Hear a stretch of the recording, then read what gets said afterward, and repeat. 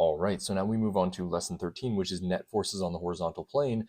In this lesson, what we're going to do is expand upon the definition of what we talked about in last class. In last class, we introduced not only all the forces, definitions of Newton's laws, but then we started to work in the horizontal plane and said, what if we do some basic problem solving around figuring out things like acceleration or figuring out a net force, or even figuring out a force applied or a force of friction, given that an object is on a horizontal plane. Now, we're just going to continue to work with that, but now what we're going to do is say that not all surfaces are equal in terms of some surfaces are going to be more smooth, some will be more rough, and so we got to account for that within our calculations, and we're actually going to introduce a formula that does exactly that. Now, in the previous class, what we did is we faced this type of problem where we had some sort of free body diagram, and it was an object that was on a horizontal surface. And so we could label our horizontal surface right here, across here, and the free body diagram was the object, or the center of mass, sitting on that horizontal surface, and we labeled all our forces. Now, in this type of diagram, you would say that, okay, well, if it's sitting on a horizontal, we know Fg and Fn are equal and opposite in magnitude. We have some sort of Ff, which is the force of friction in the opposing direction. But what we have in the main direction or in the right direction is this longer force applied, indicating that there is a larger magnitude of the force applied.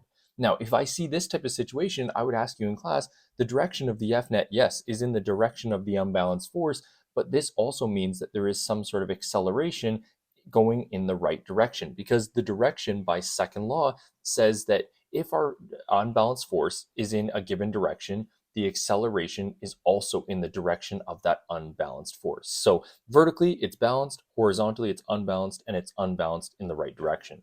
Now, let's work into this force of friction definition a little bit more closely, because in last class, we weren't very specific on this. We didn't really talk about the surfaces and how that type of interaction can face this. So what we want to do is now get specific on the force of friction, and there's two main factors that determine our force of friction. The first one being the magnitude of the normal force, or what in the future units we're going to get to call our apparent weight.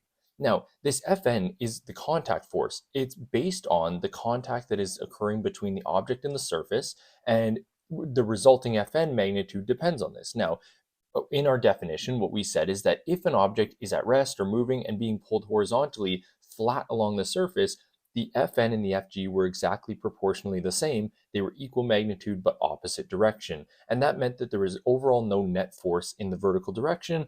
Fn equals Fg, great. And we even expanded upon that and said Fg is equal to mass times gravity. Now, in the case scenario of where we have Fn is equal to Fg, it's only true for the above scenario where it's purely being pulled with an applied force horizontally or pushed horizontally. But if there's anything that happens other than that in the vertical plane, well, Fn does not equal Fg. In fact, what we saw from the previous class is that our Fn is actually equal to our Fay in this sort of situation. Now, our definition is going to get a little bit more complicated than this today, but for now, I'm just going to take this piece out of it. And rather than Fay, I actually need to correct this for us here. We said that Fn is equal to Fgy in the last class. And this was when we broke apart our gravity into its components. Now, because of the definition changing in this class today, what I'm going to do is I'm just going to take this piece out here because our definition might look a little bit different than this. For now, we just want to say if there's anything else happening in the vertical plane, other than just simply an Fn and an Fg, we now need to account for more than just these two forces, and they're not completely balanced. So the first thing that determines force of friction is the magnitude of the Fn, or the normal force. The second piece that we need to look at is the following. The object's interaction with the surface and the atoms that the surface is interacting with on this surface. Now, what we look at this and we say, okay, physicists call this interaction, or this special interaction between the object's atoms and the given surface, this coefficient of friction, which in mathematics we use this symbol mu being this kind of like fancier u. Now, this quantifies the stickiness of the surface, or how much there is a resistance to movement, or how much molecular interaction there is according to our notes here. So we have two objects, the object that is being moved across the surface, and then the surface itself. The interaction creates this some sort of stickiness. Now, a big thing we need to account for here is that this number has no units. It's purely a coefficient value. And the number ranks between 0 and 1. A more formalized way of saying that would be we have a number that is between, or a mu that is between 0 and 1. And you're actually going to see when we get later in class, when we actually get these different mu's, maybe I'll create a note or two about what the different mu's mean in terms of what is a more sticky example, what is a less sticky interaction between the two, and we'll get more formally into that. But definitely, because of how mu is involved in this class today, or the overall quantification of the interaction of the object and the surface, we're going to get into that. So just a quick review for our next page. The two factors that force of friction are the magnitude of the Fn and the overall interaction of the atoms on the given surface, which is measured by a coefficient of friction. All right. Now, and just to make sure I didn't miss anything there, okay, great. Coefficient of friction. There are two types of this coefficient of friction, namely US and UK. Now, these quantify different things. The first one, which we can look at as US, is the coefficient of static friction, which talks about when an object is at rest and it is trying to overcome being in this resting state. What is that coefficient of friction that corresponds to that relationship? So an object is at rest, it's being dragged by some applied force, it must overcome sort of frictional quantity. What does that US respond to? The second one is the kinetic, and by definition of kinetic, this means that we have some sort of object that is in motion, and we want to calculate the frictional force as that object is in motion. So if we need to formalize this for ourselves here, what I'm going to do is I'm just going to underline this word kinetic, draw an arrow off to the side here, and say this means in motion. There we go.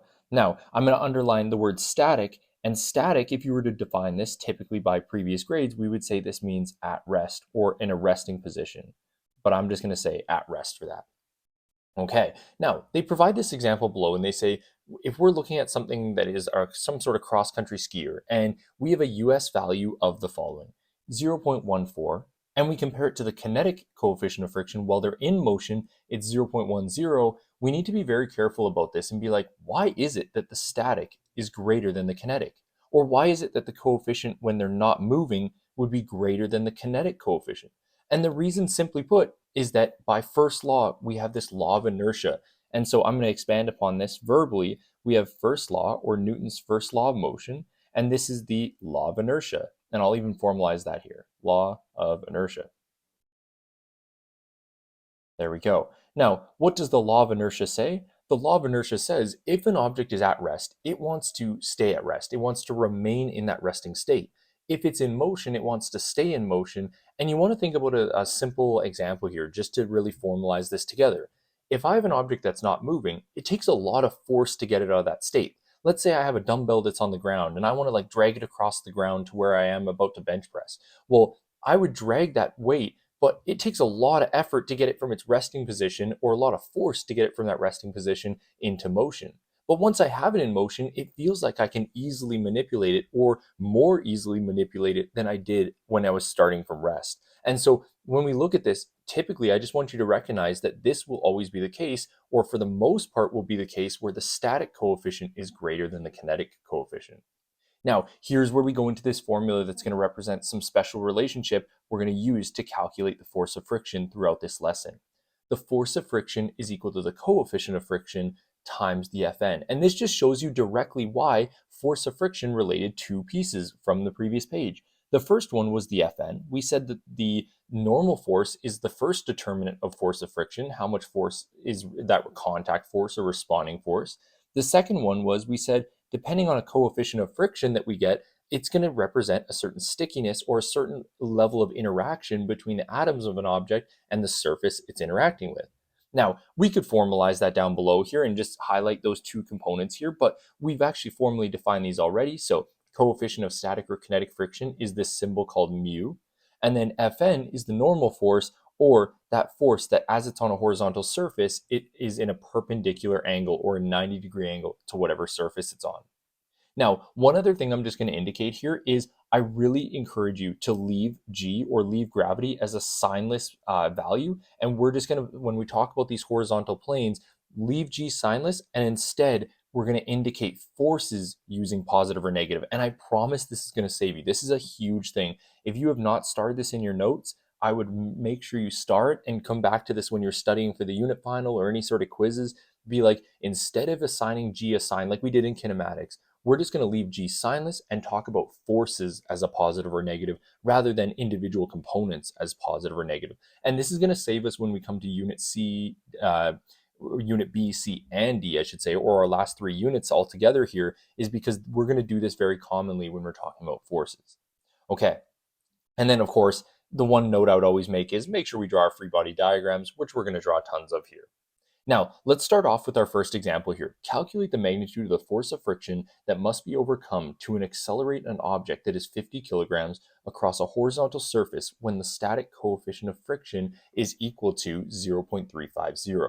Now, what we automatically want to do is this could be a strategy that would help you on an assessment. If they gave you a line like this, calculate the force of friction. So I'm going to put FF is equal to question mark.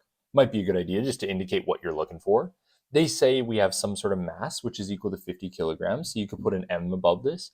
And then they also say that this is a static coefficient of friction. And that might be an important thing to highlight is static coefficient of friction means this object is currently at rest and trying to overcome some sort of frictional force in order to get in motion.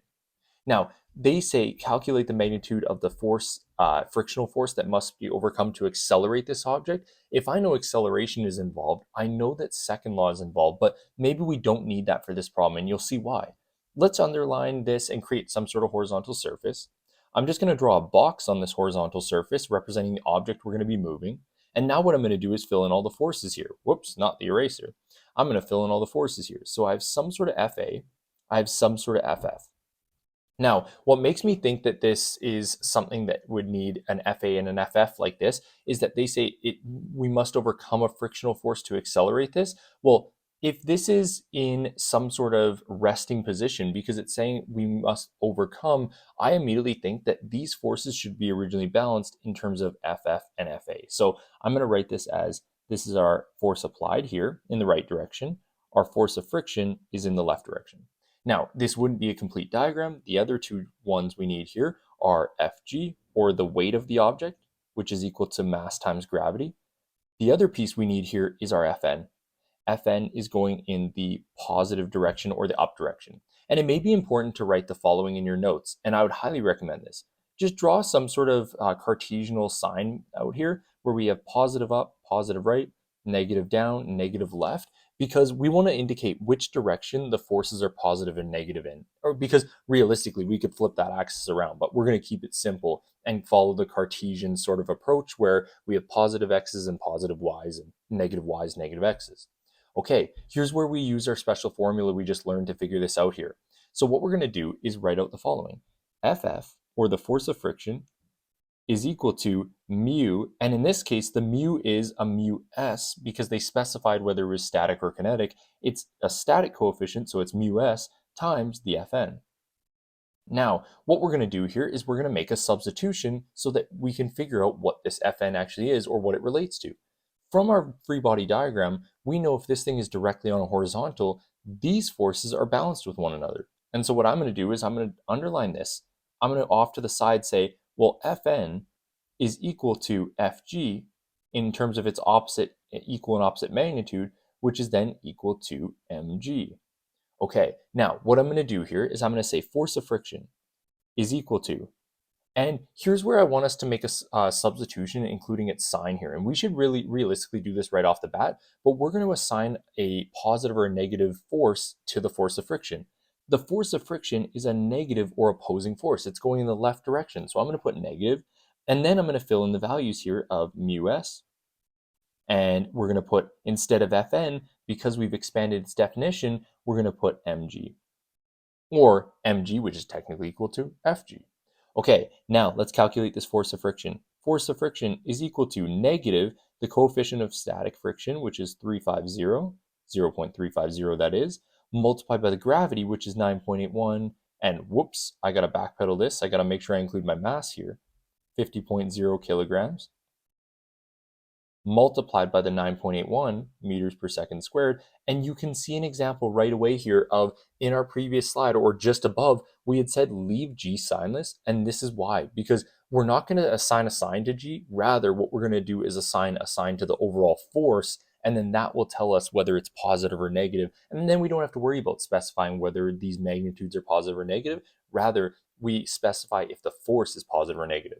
Okay, now I'm going to say therefore the force of friction, if I calculate this all out, of course I'm going to have that negative out front, but what I do is I get 172 when rounded to the nearest third sig dig. So I'm going to make sure I highlight this and indicate that my force of friction that must be overcome in this problem is 172 newtons in the opposing direction.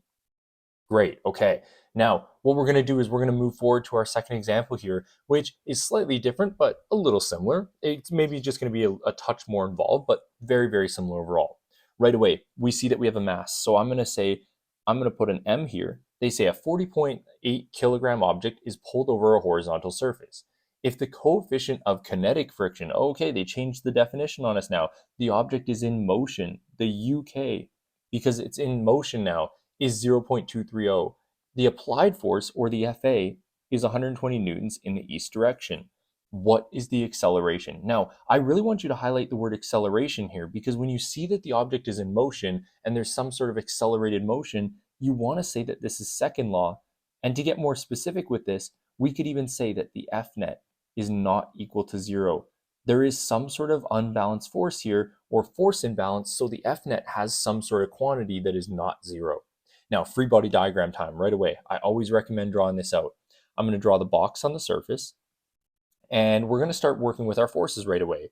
They said that the object is accelerated, and so I'm going to make my FA, or my applied force, larger than the FF, because we're assuming that this object is being pulled and that pulling force is overcoming whatever frictional force there is. So being more specific here, we're going to write FA in the positive right direction. We're going to write FF in the negative left direction. Now, again, this wouldn't be a complete diagram until we write in our Fg, or the weight of the object, the force that is pulling the object down, and its responding force, or its perpendicular force, of the normal force. Remember, Fn is not F net, it's the normal force, or the 90-degree force to the surface and the object. Okay, now what we want to do is make sure that we put in our index. In this case, it's a horizontal problem, so I'm going to make sure I put a positive to the right, negative to the left. And I would always recommend having this just so that you understand that the object, when it's moved right, has a positive magnitude. When it's moved left, it's a negative magnitude, and that will also help us with our forces. Now, right away, if we're trying to figure out the acceleration, there's something critical that we're missing, and it's this force of friction. They gave us the force applied, but we don't know what's happening in the reverse direction. And in our FNet statement, we're not going to really care about these two, because we know that by this law, or by first law, if there's no sort of force imbalance, the object is staying on the horizontal plane. It's not flying vertically. It's not crashing through the table. It's staying exactly where it is. It's just being pulled horizontally. So these two forces must be in balance with each other. So what we're going to do is we're going to say, for step number 1, let's see if we can figure out this force of friction. And we're going to use our special formula we learned today. F of F is equal to mu k, because it's the kinetic coefficient of friction, multiplied by the Fn. Now, by our definition, again, we're going to make a substitution here, and this is a pretty common substitution. Our Fn is equal to Fg, which is then equal to mg. And I'm going to make sure to put my vector symbols on here. Okay, now, again, the force of friction is actually a negative force, so I can put in a negative in front of this here. I'm going to say force of friction is equal to, we're going to substitute our values in here. So starting off with mu, we have 0.230 multiplied by mg, because we're making that Fn substitution to mg. The mass of the object was 40.8 kilograms, multiplied by the gravity, which is 9.81 meters per second squared. Woof. I'm sorry, I'm getting this like all condensed here. Maybe what I'll do is, instead of trying to condense it like this and make that messy there, what I'm going to do is I'm just going to shift up this Fn substitution, and then that will create the space for us here. There we go. So this is going to be 9.81 meters per second squared. There we go. Now we're not bending it around any sort of work here.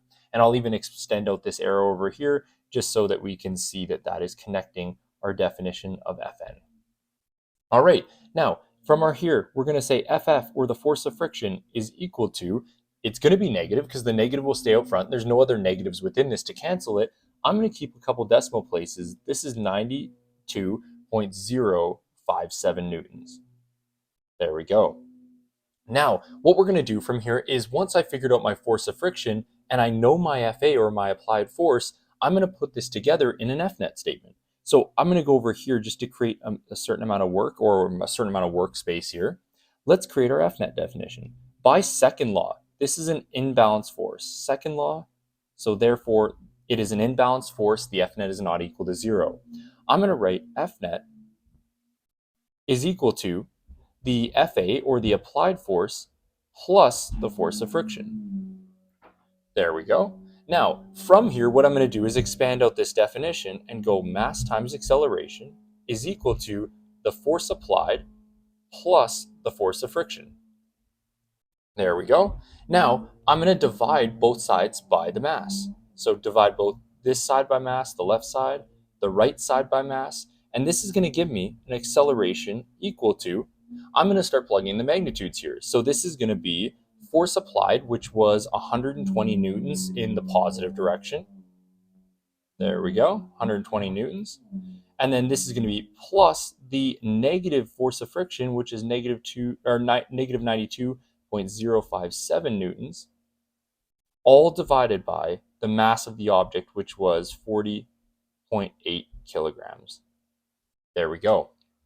Now, therefore, I'm just going to arrow up over here, or maybe I'll just do it as a connection off to the side here, so I can go below here and just say, therefore, the acceleration is equal to, and right away, before you even touch your calculator, I just want you looking at this value here, or this fractional value here, and you would see in the numerator the positives are greater than the negatives, so we're going to end up getting a positive value, and then the magnitude that goes with this should be 0.685 meters per second squared. And make sure I make those two in the right order. So 0.685 meters per second squared. And you could also answer this in the following way: 0.685 meters per second squared in the east direction. That would also be totally fine here. There we go. So either of these answers are acceptable. And what I'm going to do is I'm just going to back this up a little bit and make that a little bit neater because, I don't want to condense it too much there so that it's not visible here. So therefore, the acceleration is equal to positive 0.685 meters per second squared. And then this is equal to 0.685 meters per second squared in the east direction. Now, you could either say east, you could say right, you could say positive. All of these would technically be acceptable. So I would be fine with either one of these. Now, I just want to make a note about something. When we're looking at this original FNet statement that we've created, the FNet statement is a result of saying we have these combined horizontal forces. But I could also write this in the following way of same thing, but I could drop those vector arrows. And so just off to the side, I'm going to write a sub comment here, or something that you could do instead. You could write this as mass times the acceleration is equal to, instead of having the vector symbols above it, we know FA is a positive force and we know FF is a negative force. So you can drop those vector symbols if you want and just write it as the following. But what I would highly encourage is draw out your FNet statement originally how we have it, and then arrow over here and do this if you wanted to. So you could drop them in that second step. That'd be okay. But the way I solve it, I always like to keep my vector symbols there just to indicate that we assign the sign of that force right at the very end. All right, now we're going to go on to example 3, which is very similar type of concept, but just slightly different. So we have a 10 kilogram box is dragged across a horizontal surface by a force of 40 newtons. Okay, so we have our applied force. If the box moves with a constant speed of 0.500 meters per second, what is the coefficient of kinetic friction for this surface? So right away, we want to highlight a couple important details. The number one thing I want you to highlight is this: constant speed. This indicates that we're actually using first law, or more specifically, rather than just saying first law, our FNet is equal to 0. Now, you're going to see where that applies into, but it's really important that if the object is moving at a constant speed, by Newton's first law of motion, it says that would indicate that the net forces in the horizontal direction, or even in the vertical direction if it was being moved vertically, but specifically because it's being moved in the horizontal direction, by first law, the forces that occur in the horizontal plane are balanced. Now, we want to look at this and say, what is the coefficient of kinetic friction? Well, this means that we're looking for the UK value, or the mu k value, just to make sure that we're being specific with the variable. Okay, right away, let's draw out our free body diagram. So I'm going to draw my horizontal plane. I'm going to draw my box. And then for this one, because it's being moved at a constant speed, I hope you're ahead of me on this one in thinking we're going to make our FF and our FA the same magnitude because they have to be equal and opposite to one another. So this is my FA, this is my FF, and hopefully those are relatively about the same. What I'm going to do is even truncate that FA just a little bit more so that it makes it very obvious these are the same magnitude. Now, this wouldn't be a complete diagram. Again, in class, I always encourage you to draw out this FNet diagram or the free body diagram because we got to make sure we include all our forces. Then I'm going to draw the arrow up here, which will make our FN. There we go. And now this is a complete diagram where we have our vertical forces are balanced, our horizontal forces are balanced. And just to add this in here as well, because we're going to be talking about a net force in the horizontal direction, a positive means we're going right, a negative means we're going left in terms of the forces. Now, you could put in the vertical one as well if you really wanted to. So we could say negative is down, positive is up. But in the horizontal plane, we're going to be dealing with an FNet statement that doesn't really revolve around these vertical forces. So totally up to you. If you just leave it as the index revolving around the horizontal plane, we're good. Now, the first thing we need to figure out is they told us what the applied force is in the right direction, but we got to figure out what this force of friction is. And so in order to figure out the force of friction, we could use our special formula, or by first law, we can identify that the F net is equal to 0. So by first law, we said that the F net was equal to 0. And so I'm going to formalize that here. F net is equal to 0 newtons, or the forces in the horizontal plane are balanced. And we're going to add together the following two forces, Fa plus our force of friction.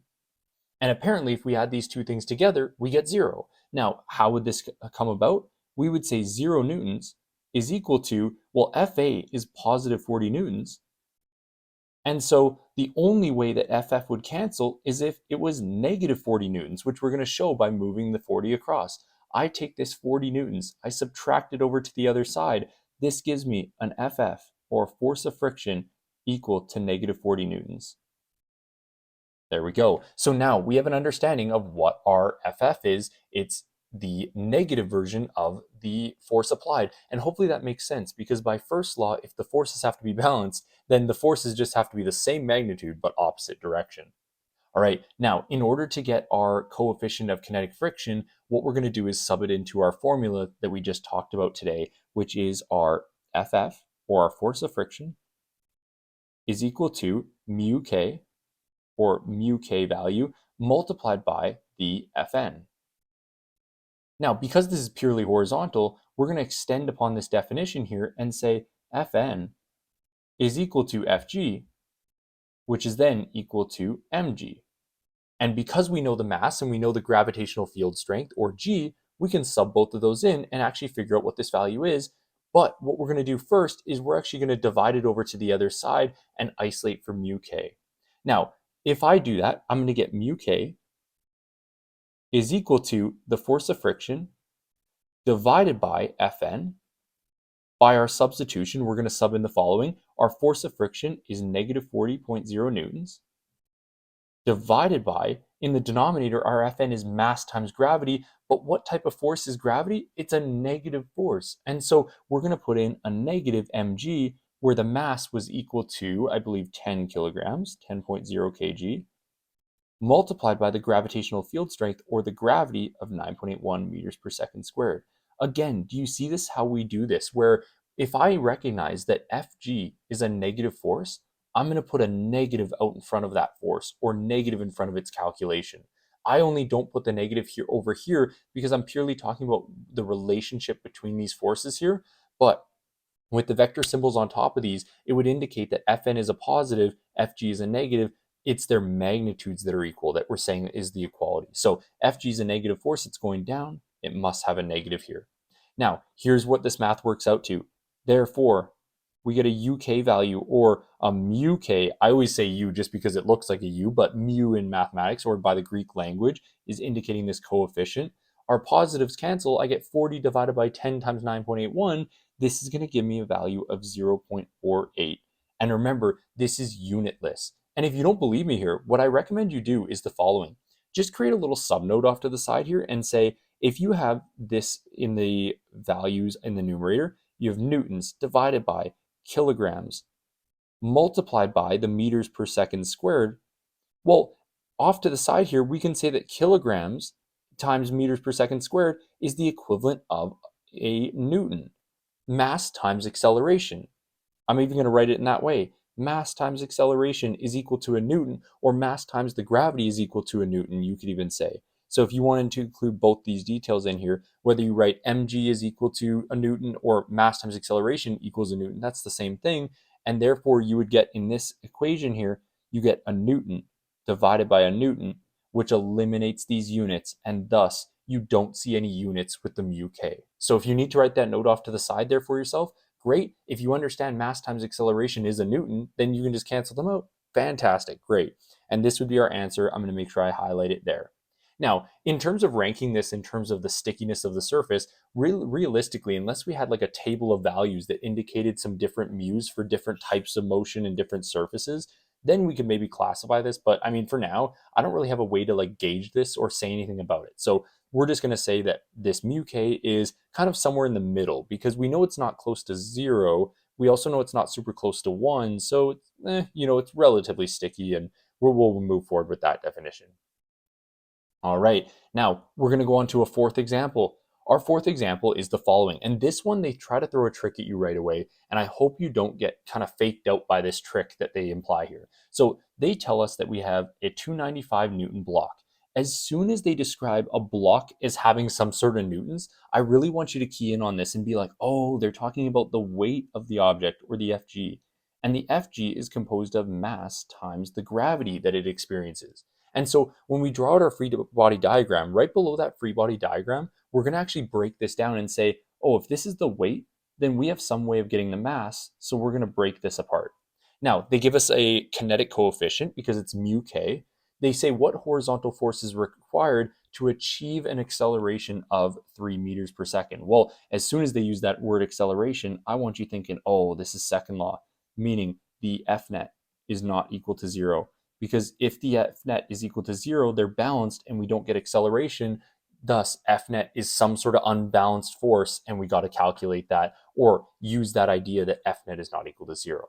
Now, on our horizontal plane, let's make sure we draw our object for our free body diagram. So I'm going to draw a box just like we've done before.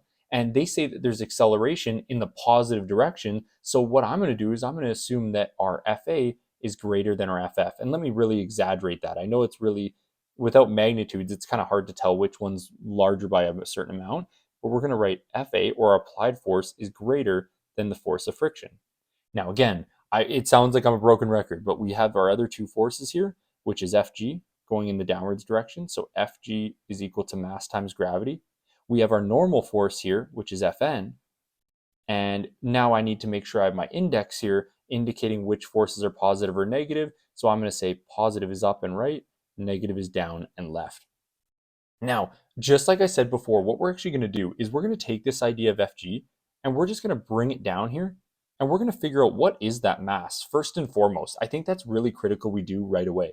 So we're going to say that Fg, which is equal to the force, or the weight of the object, I should say, is equal to mass times gravity. If I want to figure out mass, what I'm going to do is divide both sides by g, or the gravitational field strength. This is going to give me the following. We have mass equal to Fg divided by the gravitational field strength. And instead of rewriting it, what I'm going to do is just plug in magnitudes. So this is a 295 Newton block divided by the gravity. And in this case, that is going to be 9.81 meters per second squared, because we know it's close to the Earth's surface. And ideally, you would just leave these things with no signs on them. But what you could do is recognize Fg is a negative. 9.81 is typically a negative. So a negative over a negative is going to give us a positive. In the case of mass, you're not going to have a negative mass. So we're going to just leave it at that and say, in the weight calculation, as long as I know my g and I know my amount of newtons that represents the weight, we don't need those signs in there. We could formally put them, but no problem. Okay, so if you do this calculation, you should get 30.07 kilograms. So now we know the object's mass, and we also know the object's weight, or its force that it applies. What we're going to do is we're going to understand the idea that if they gave us our Fg, we need to figure out what this force of friction is using our new formula that we discovered today. So I'm going to go for number one. We're going to say force of friction is equal to mu, and it was mu k, or the kinetic coefficient of friction, which is equal or multiplied by the normal force here. Now I'm going to double underline this so that we can make our substitution that Fn is equal to Fg, which is then equal to mg. Realistically, we could expand this out as much as we needed to. The nice part about this problem is they actually gave us the Fg. Right away, they told us the weight of the object, so I don't need to do the mass times gravity. I can just substitute in the 295 newtons that represented the object's weight. Now, if I look at this here, we're going to substitute the following in here. So this is Ff is equal to, well, this is actually a negative force, so I'm going to make sure I have a negative there as well. The mu is 0.350, and the Fg, which is the negative force, that the reason we put in a negative here as well is that we have that negative here, and that's going to be 295 newtons. There we go. So the negative that is here is because we know that it's coming from technically here, but being moved out front as a way to represent that it is a negative force here. Now, calculating the magnitude of this, force of friction is equal to, from here, we should get negative 103.25 newtons. Now, what we want to figure out is this force applied. In order to figure out the force applied, we got to make our F net statement. So below here in step number 2, let's begin doing that. We're going to carry this forward. Our F net.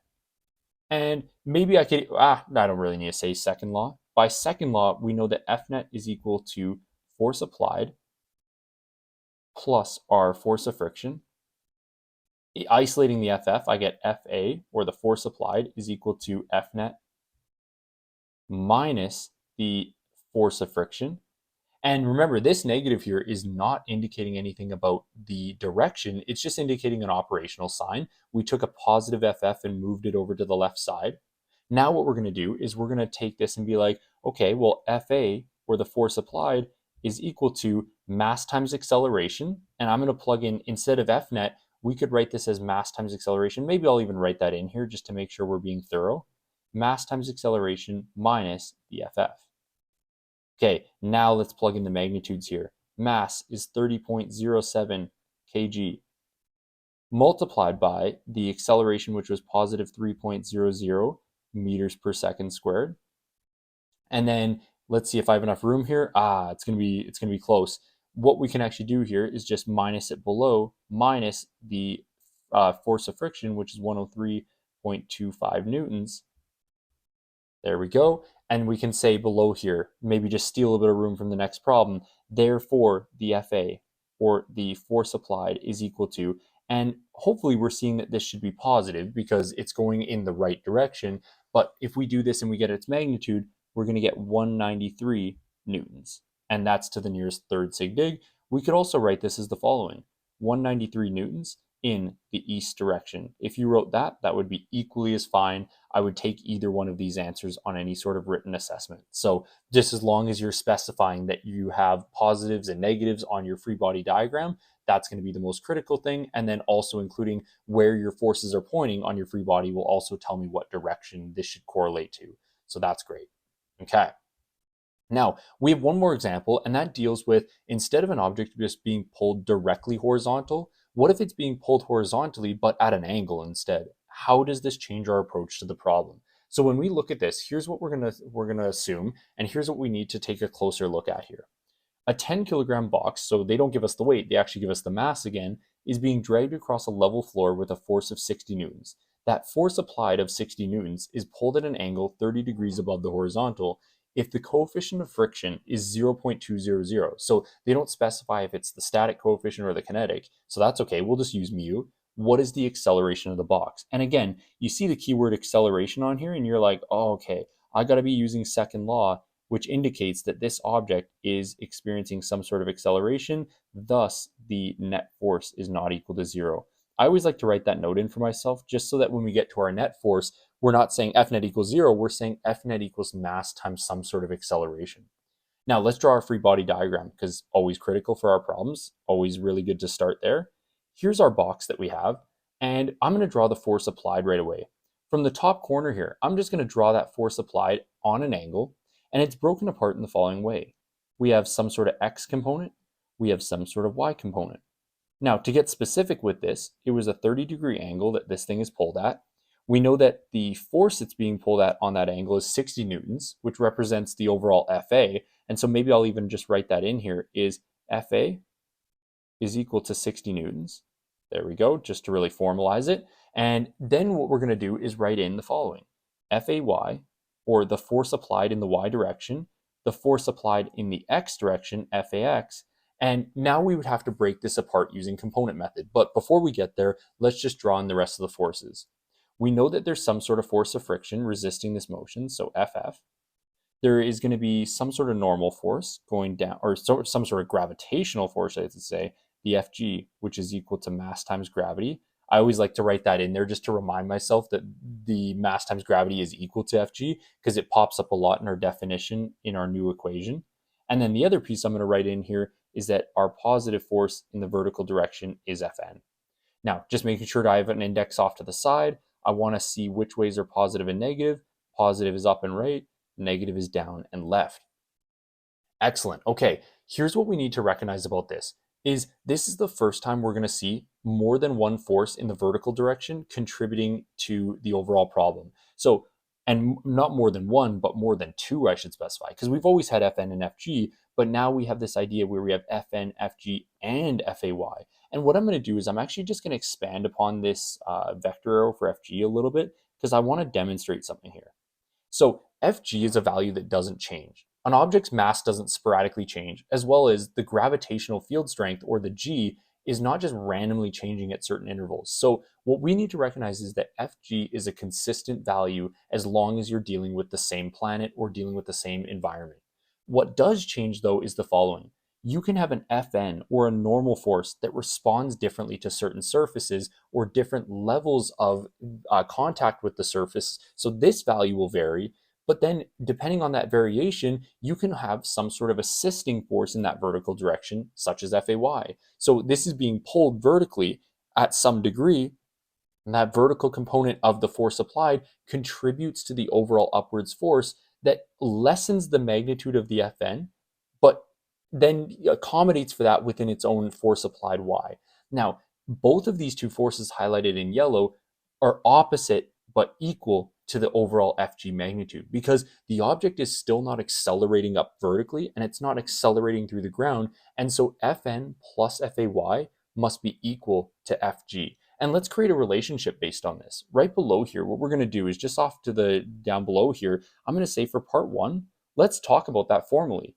When we know that the object isn't accelerating in a given direction, rather it remains at rest in that direction, this is Newton's first law, which says that the Fnet is equal to 0 newtons. Now, if the Fnet is equal to 0 newtons, we have the following forces contributing. Fg plus Fn, which is the normal force, plus this new vertical force, Fay, which is this directional force because of the angular pull. Now, what I want to do is I want to put in the signs here. Fg is a negative force. Fn is a positive force. Fay is a positive force, meaning they're going up and Fg is going down. If I reallocate this, it's going to be the following. We're going to put Fg on its own over here, or we're going to write Fn over there, I should really say that. So we're going to write Fn over on the other side, Fn, which is equal to, we have Fg minus, and I'm going to backpedal this just slightly because I want to show that the following. If we know all these forces sum to 0, then what we're actually saying as well is that Fg, or the downwards force, is equal to the sum of the magnitudes of the two upwards forces. So we could write it in the following way. Now, if we write it in this following way, then what I'm going to do is I'm going to reallocate and solve for Fn.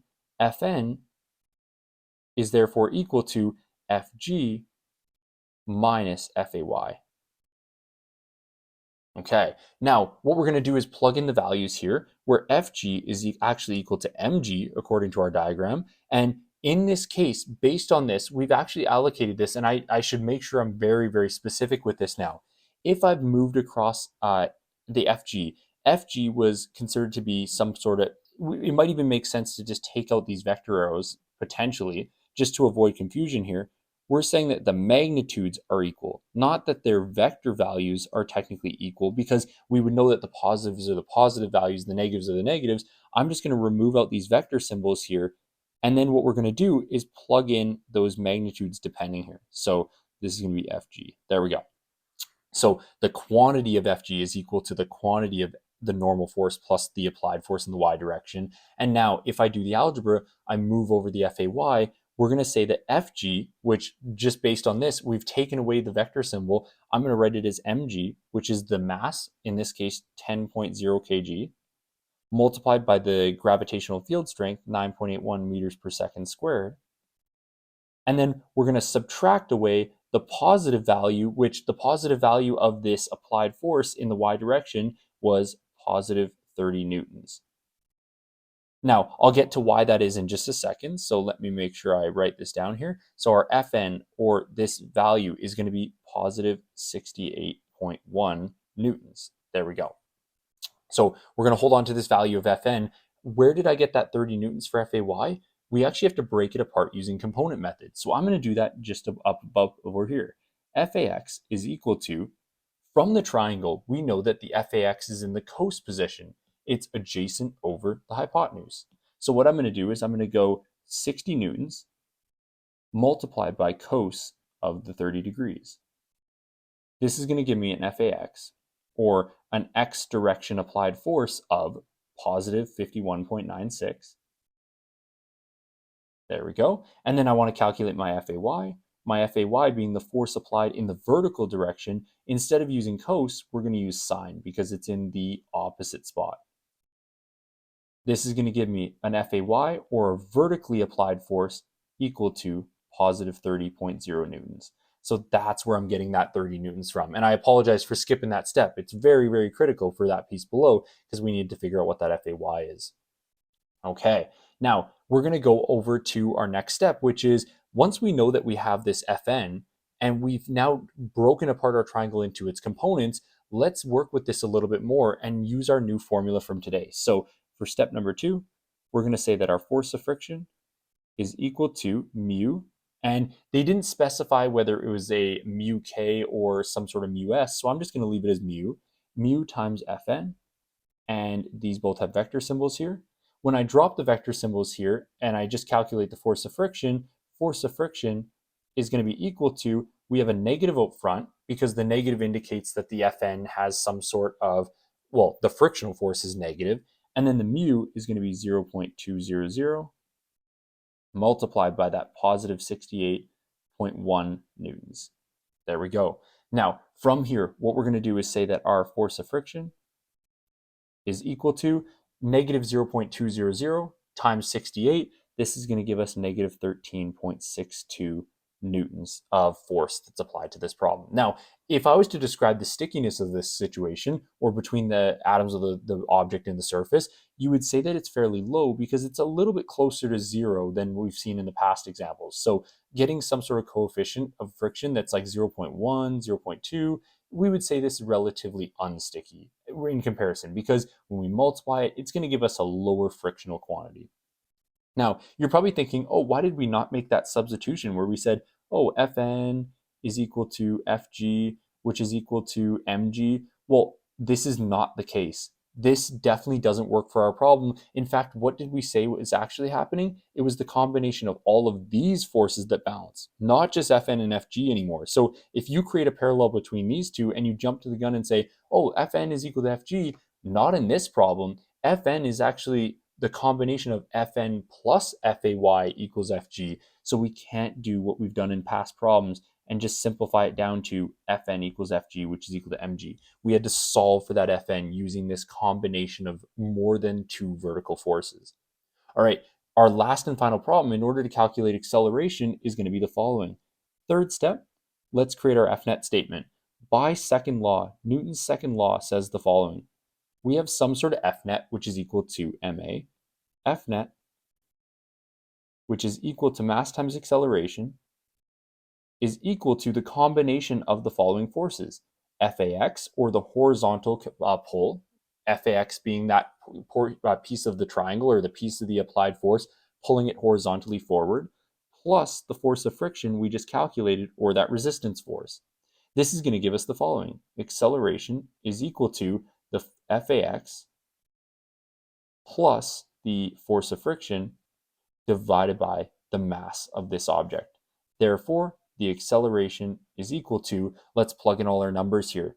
FAX was equal to 51.96. So I'm going to write in positive 51.96. I have to make sure I include my actual addition symbol here, indicating the direction is to the right, plus the force of friction, which was negative 13.62, which is the opposition force, divided by the mass of the object. And I want to make sure I get this right. It was 10.0 kilograms. There we go. Now, before you get to your calculator, we're actually going to go to another page here to represent the final solution. But before you get to your calculator, I want you looking at this and being like, the numerator we can see is going to be positive because the positive force outweighs the negative. We have a positive denominator. When we divide this, it's going to be positive, meaning our acceleration is going to go in the direction of FAX. It's going in this way. And so if we know that we're going to get some sort of positive acceleration, let's just confirm that with the math here. We get this 51.96 minus 13.62 divided by 10. And on another page, let's represent our two possible solutions here. So we could say, therefore, the acceleration is equal to, the first answer would be positive 3.83. Because we've written positives and negatives for our forces, we could write it this way. The other way we could write our acceleration is the following: 3.83 meters per second squared. And instead of saying positive, we could write it as east. Another answer could be the following: acceleration is equal to 3.83 meters per second squared in the right direction. But that's the least common answer type, especially when it comes to the work we've already shown. We've dealt with east and positive. The right one, is as much as it's acceptable. I would probably say that when we look at these two are going to be the most common, and these two would be the ones I recommend by the description of how this object is laid out. Okay, here's where we're done with our practice problems for the lesson. What I highly encourage is that you do some work on your own. You're going to have to work with these examples, especially these angular ones where we start having more than two vertical forces and what that looks like. And you also want to make sure you're always thinking in the back of your mind, what Newton law is at play in any given scenario? And that indicates a lot about how your equations should come together. And now that we have this new formula where the force of friction is equal to some mu times Fn, we look at this and we say, okay, the mu times Fn is a relationship that describes how different surfaces give us different frictional quantities. Not all surfaces are the same, thus not all frictional quantities should be the same. All right, good luck with your practice.